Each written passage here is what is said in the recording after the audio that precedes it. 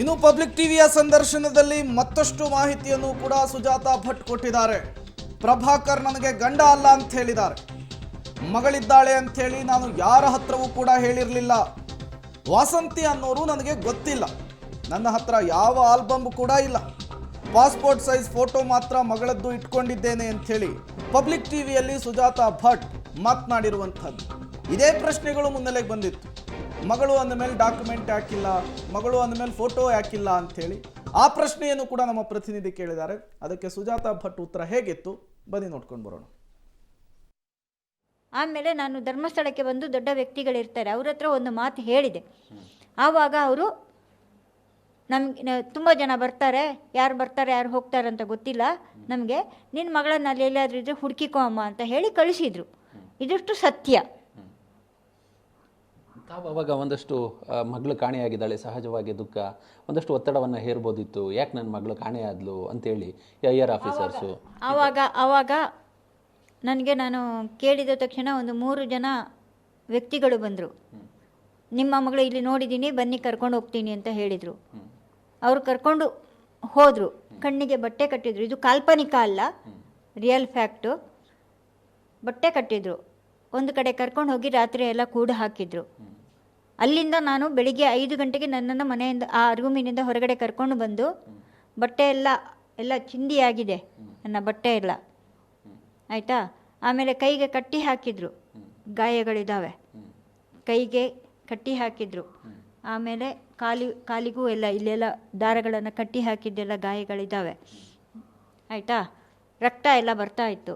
ಆಮೇಲೆ ಒಂದು ಕಡೆ ತಂದು ನಾನು ಕೇಳಿದೆ, ನನ್ನ ಮಗಳನ್ನು ನೀವು ತೋರಿಸ್ತೀನಿ ಅಂದ್ರಲ್ವಾ, ಯಾಕೆ ತೋರಿಸಿಲ್ಲ ಹೇಳಿ ಅಂತ ಕೇಳಿದರೆ, ನೀವು ಮರ್ಯಾದೆಯಿಂದ ಇಲ್ಲಿಂದ ಹೋಗಬೇಕು, ಇನ್ನೇನು ನೀವು ಮಾತಾಡಬಾರ್ದು ಅಂದರು.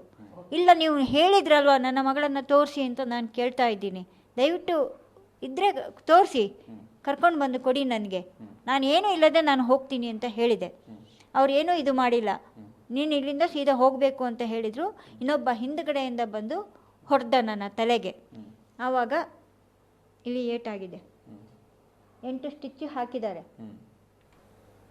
ಇದು ಸತ್ಯ. ಆಮೇಲೆ ಏನಾಗಿದೆ ಅಂತ ನನಗೆ ಗೊತ್ತಿಲ್ಲ. ಅಲ್ಲಿಂದ ನಾನು ಪ್ರಜ್ಞಾಹೀನ ಸ್ಥಿತಿಯಲ್ಲಿದ್ದೆ ಅನ್ನುವಂಥದ್ದು ನನಗೆ ಗೊತ್ತಿಲ್ಲ. ಅಲ್ಲಿಂದ ಯಾರು ಕರ್ಕೊಂಡು ಹೋಗಿ ಎಲ್ಲಿ ಆಸ್ಪತ್ರೆಗೆ ಕರ್ಕೊಂಡು ಹೋದರು ಅದೆಲ್ಲ ನನಗೆ ಏನೂ ಗೊತ್ತಿಲ್ಲ. ಆ ಅನಾಮಿಕ ವ್ಯಕ್ತಿಗೆ ನಾನು ಎಷ್ಟೊಂದರೂ ಕೃತಜ್ಞತೆಯನ್ನು ಹೇಳಬೇಕು, ನಾನು ಇವತ್ತು ಬದುಕಿದ್ದೀನಿ ಅಂದರೆ. ಮೇಡಮ್, ಈಗ ತಾವು CBI ಕಲ್ಕತ್ತಾ CBIಯಲ್ಲಿ ಸ್ಟೆನೋಗ್ರಾಫರ್ ಆಗಿದ್ರಿ. ಅಲ್ಲ, ನಾನೊಂದು ಕ್ವಶನ್ ಕೇಳ್ಬಿಡ್ತೀನಿ. ಸ್ಟೆನೋಗ್ರಾಫಿಕ್ ಕೆಲಸ ಮಾಡ್ತಿದ್ರಿ ಅನ್ನೋದು ಸುಳ್ಳು ಅನ್ನೋ ಆರೋಪ, ಅದರ ಜೊತೆಗೆ ತಮ್ಮ ಮಗಳನ್ನು ಮೆಡಿಕಲ್ ಕಾಲೇಜ್ಗೆ ಅಡ್ಮಿಷನ್ ಮಾಡಿಸಿರೋದಕ್ಕೆ ಯಾವುದು ಪ್ರೂಫ್ ಇಲ್ಲ ಅನ್ನೋ ಒಂದಷ್ಟು ಆರೋಪಗಳು, ಟೀಕೆಗಳು ಕೇಳಬಾರ್ದು. ಆಯಿತು, ಅದನ್ನು ಹೇಳಿ. ನಾನು ಗುತ್ತಿಗೆ ಆಧಾರದ ಮೇಲೆ ನಾನು ಕೆಲಸ ಮಾಡ್ತಾ ಇದ್ದೆ, ಹೊರಗುತ್ತಿಗೆ ಆಧಾರದ ಮೇಲೆ ನಾನು ಕೆಲಸ ಮಾಡ್ತಾ ಇದ್ದವಳು. ಯಾವ ಆಫೀಸಲ್ಲಿ ಯಾರಾದರೂ 1 ದಿನ ಮಾಡಿರ್ಬೋದು, ಇನ್ನೊಂದು ಆಫೀಸಲ್ಲಿ 2 ದಿನ ಮಾಡಿರ್ತೀನಿ. ನಾನು ಸ್ಟೆನೋಗ್ರಾಫರು, ಶಾರ್ಟ್ ಆ್ಯಂಡಲ್ಲಿ ಕನ್ನಡ ಮತ್ತು ಇಂಗ್ಲೀಷು 2 ಮಾಡಿದ್ದೀನಿ. ಅದು ನಾನೇ ಸ್ವತಃ ಓದಿ ನಾನು ಮಾಡಿಕೊಂಡಿರೋದು. ನನ್ನ ಫ್ಯಾಮಿಲಿಯವರು ಯಾರೂ ನನ್ನನ್ನು ಓದಿಸಲಿಲ್ಲ. ನನ್ನನ್ನು ತುಂಬ ಟಾರ್ಚರ್ ಕೊಟ್ಟಿದ್ದಾರೆ ನನ್ನ ಫ್ಯಾಮಿಲಿಯಲ್ಲಿ. ನಾನು ಒಂದು ವಯಸ್ಸಿನಿಂದ, ನನ್ನ ಮಗಳು ಇದಾದ ಮೇಲೆ, ನಾನು ಒಂದು ವಯಸ್ಸಿನಿಂದ ನನ್ನ 3ನೇ ಅಕ್ಕನ ಮದುವೆ ಆದ ತಕ್ಷಣ ನಾನು ಮನೆಯಿಂದ ಹೊರಗಡೆ ಬಂದಿದ್ದೀನಿ. ಈಗ ಮಗಳು ದಾಖಲಾತಿ ಇರಲಿಲ್ಲ ಅನ್ನೋ ಮಾತುಗಳು, ಅದು ದಾಖಲಾತಿ ಇನ್ನೂ ನಾನು ಜುಲೈಯಲ್ಲಿ ನಾನು ಅವಳನ್ನು ಇದು ಮಾಡಿರೋದು. ಜುಲೈ ಎಂಡಲ್ಲಿ ಅವಳನ್ನು ಇದು ಮಾಡೋಕ್ಕೆ ಕರ್ಕೊಂಡು ಹೋಗಿರೋದು. ಅವಳನ್ನು ಸಾಕಿದ್ದು ಸಮೇತ ಅರವಿಂದ ವಿಮಲ 1 to 7th ತನಕ. ಆಮೇಲೆ 7th ನಾನು ಕಲ್ಕತ್ತಾದಲ್ಲಿ ಒಬ್ಬ ಶೇಟು ಮನೆಯಲ್ಲಿ ಇದ್ದೆ. ಇದೇ ನನ್ನ ಪ್ರಭಾಕರ್ ಅನ್ನೋರು ಏನು ರಿಪ್ಪನ್ಪೇಟೆಯಲ್ಲಿದ್ದಾರಲ್ವ, ಅಲ್ಲಿ 2002 ಅಲ್ಲಿ ನಾನು ರಿಪ್ಪನ್ಪೇಟೆಯಲ್ಲಿದ್ದೆ.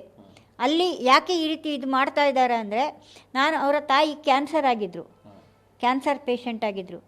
ಆವಾಗ ಹೇಳಿದರು, ಈ ರೀತಿ ಆಗಿದೆ, ಒಂಚೂರು ನೋಡ್ಕೊಳ್ಳೋಕ್ಕಾದರೂ ಬರ್ತೀರಾ ಅಂದರು. ಆಯಿತು ಅಂತ ಹೇಳಿದೆ. ಆವಾಗ ನನಗೆ ಬೇಕಾಗಿತ್ತು, ನಾನು ಅವರ ಮನೆಗೆ ಹೋಗಿದ್ದು ಹೌದು. ಅಲ್ಲಿ ನಾಯಿಗಳ